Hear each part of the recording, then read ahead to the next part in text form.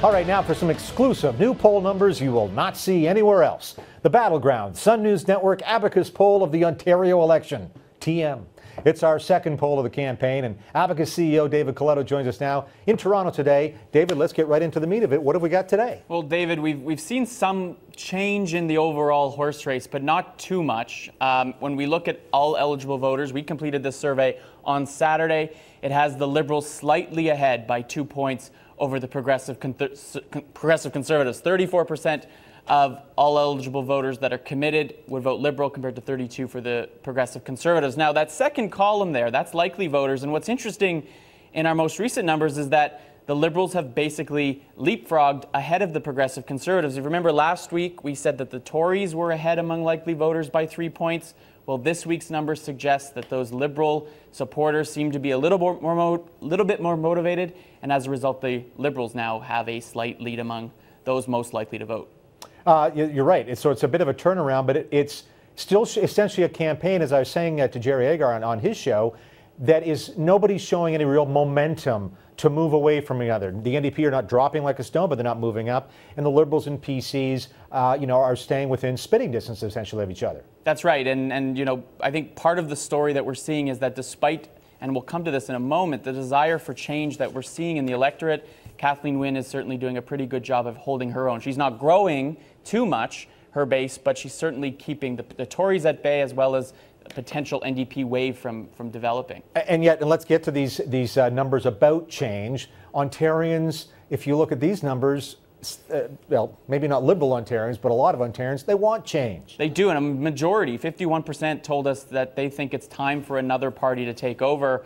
Only 24% think that the Liberals deserve to be re-elected. These are numbers that are reminiscent of Nova Scotia, where the New Democrats were turfed. But as we just saw, the Liberals are still in the game. The reason is because of that unsure number, right?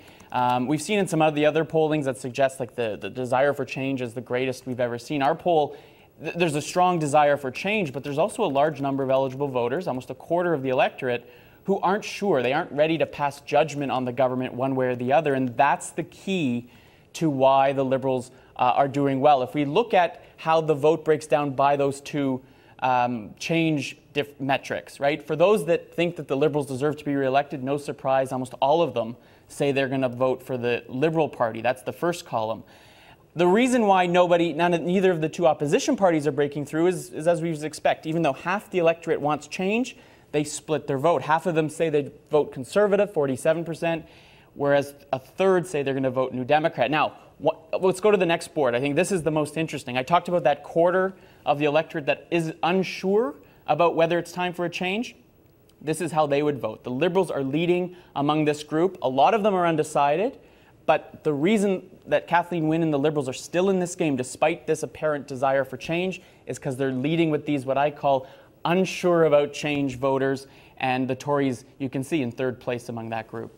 I was talking to some friends here in Ottawa about the 2005-2006 federal election, where the incumbent, then the Liberals, plagued by sponsorship, gaumery, et cetera, scandal, plagued by scandal, and it took until it seemed to take very late into that long campaign till voters said, are we really going to elect these guys one more time? And that unsure column went, I'm sure it's time for a change. Right. Maybe we'll be on the same track, maybe not here in Ontario, but there seem to be some similarities. Well, you can see just in the rhetoric that now the opposition parties are using. Both Tim Hudak and Andrea Horwath seemingly have gone much harder on the gas plant, corrupt Liberal government rhetoric than they did in the first 2 weeks of the campaign. And I think that's because they're also seeing that it's not enough, that this desire is strong among Tories, but that group of voters isn't big enough, so they need to move that needle a little bit. And I mean, this is going to be something that I guess closer to Election Day we're going to talk about, but the horse race numbers, the likely voters, 3-point lead for the Liberals, produces essentially another Liberal minority.